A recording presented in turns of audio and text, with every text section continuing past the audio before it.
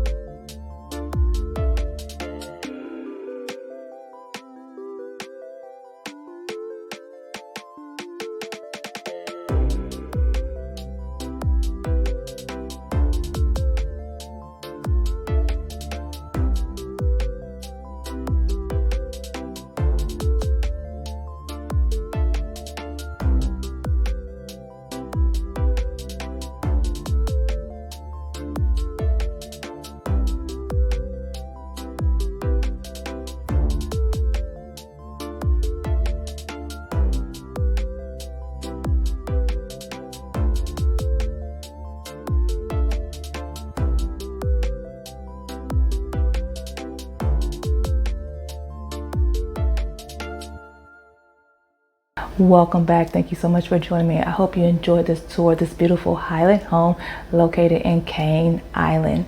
Now, if you have any questions regarding this particular home, this builder, or any other homes, please leave them in the comment section below and I will definitely answer them. Thank you so much. You all have a wonderful and blessed day. Oh, and remember, if you have not done so do me a favor and go ahead, hit that subscribe, like, and that bell to be notified of new videos weekly. Thank you.